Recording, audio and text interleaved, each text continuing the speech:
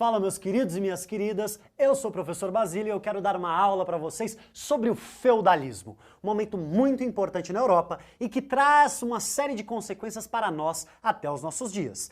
Este feudalismo, esta forma de organizar a produção, a política e a vida, ela vai ser central na Europa do século IX até o século XI. Vamos lembrar algo muito importante. Desde aquela crise do Império Romano, a Europa Ocidental está passando por um processo de ruralização. O que quer dizer isso? As pessoas estão saindo das cidades, indo em direção ao mundo rural. E lá essas pessoas, esses camponeses, estão se fixando neste mundo. Estão trabalhando nessas terras. As cidades estão perdendo um pouco da sua importância, enquanto o mundo rural está crescendo. O cristianismo vai ser o grande elemento de articulação, de unidade dos diferentes povos que chegaram nesta Europa Ocidental. O cristianismo é então um eixo, um elemento de unidade, mas os cristãos são ameaçados. Uma onda de invasões por volta do século VIII e do século IX ameaça a cristandade. Eu estou falando de quem? Eu estou falando dos vikings, eu estou falando dos árabes e eu estou falando dos húngaros. Imagina só você estar na sua casa e uma série de povos estranhos que não partilham da sua religião adentrando o seu território.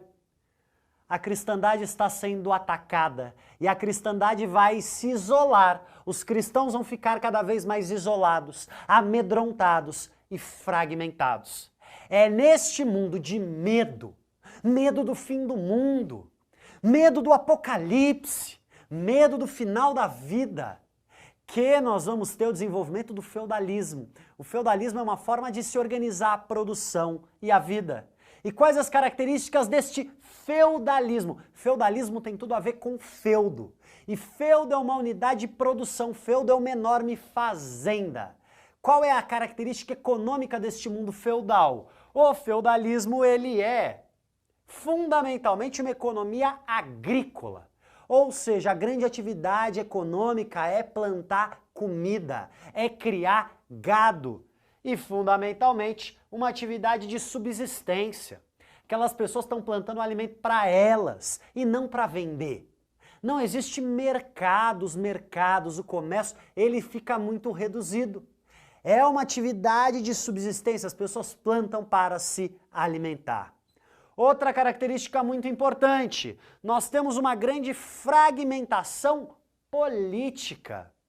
Neste mundo medieval, neste mundo feudal, não existe um rei que manda em todo o território. Na verdade, o rei nada mais é que somente mais um senhor feudal. A política se fragmenta e é a religião o grande elemento de unidade neste mundo. É a religião que dá sentido à vida. Este é um mundo teocêntrico. Theos, Deus. Centro, centralidade. Deus ocupa a centralidade. É a religião que ocupa a centralidade da vida e é a religião que explica todos os fenômenos. Seja o nascimento, seja a vida, seja a morte. O mundo medieval, o mundo do feudalismo é um mundo fortemente religioso.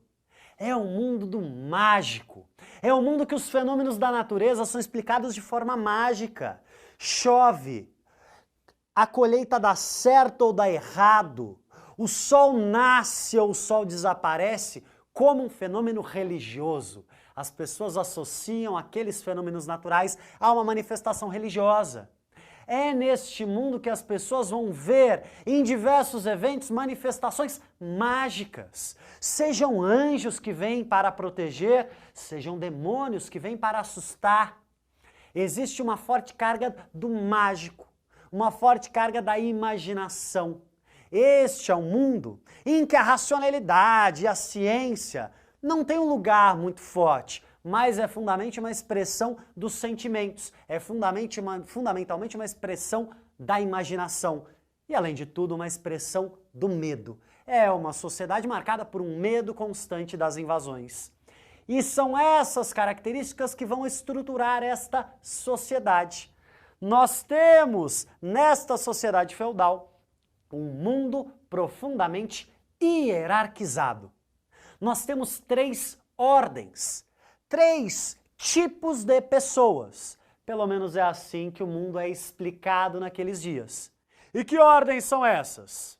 Segundo a igreja, que é a grande autoridade, a grande instituição, aquela que diz o que é certo e o que é errado, Deus havia criado 3 ordens. A primeira dessas ordens, olha só aqui, o clero, os religiosos, aqueles que intercedem perante Deus para proteger os cristãos. O clero ocuparia o topo. O clero tem o monopólio da verdade, o clero tem o monopólio da leitura e da escrita. São praticamente os únicos que sabem ler e escrever. E abaixo do clero, quem é que nós temos? Nós temos os nobres guerreiros. E o que clero e nobreza têm em comum? Ambos são proprietários, ambos são donos de terras. Estes nobres guerreiros teriam uma função dada por Deus, qual é? Proteger o povo de Deus, proteger os cristãos. Perceba só, está havendo uma desigualdade social, mas que é apresentada como uma vontade de Deus. E além do clero e da nobreza, quem é que nós teríamos? Nós teríamos o restante da população, os camponeses, cuja função neste mundo seria trabalhar.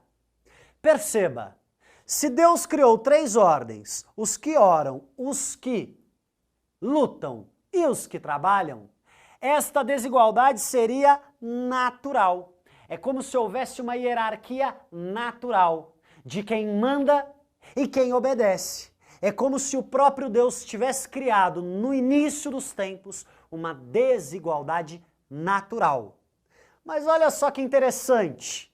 Aqueles que explicam o mundo dessa forma são os que estão no topo. São aqueles que não trabalham na terra, que não pegam a enxada, que não plantam nem colhem. São aqueles que estão nos seus castelos. E deixa eu contar uma coisa para vocês. O castelo no mundo feudal não é este belo castelo dos contos de fada. A função do castelo é ser uma fortificação militar, porque este é o mundo do medo, este é o mundo de constantes ameaças. O castelo serve então para proteger a cristandade. Mas olha que interessante, existe uma naturalização das desigualdades. E quem justifica estas desigualdades normalmente está no topo da pirâmide social. A relação social fundamental neste mundo medieval é a relação de servidão. Servos são os camponeses que trabalham na terra dos senhores e devem entregar parte de sua produção aos senhores. Essas são as relações fundamentais neste mundo feudal. Um mundo marcado pela religiosidade, um mundo marcado pela desigualdade natural e um mundo marcado fundamentalmente pela religiosidade. A igreja é a grande força moral, ela é a grande força intelectual, é ela que tenta controlar e justificar este mundo medieval.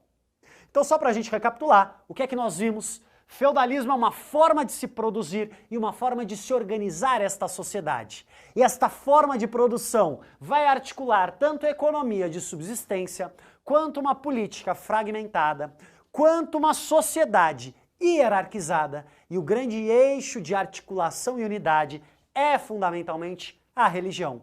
A religião é o grande sentido da vida e da existência neste mundo feudal.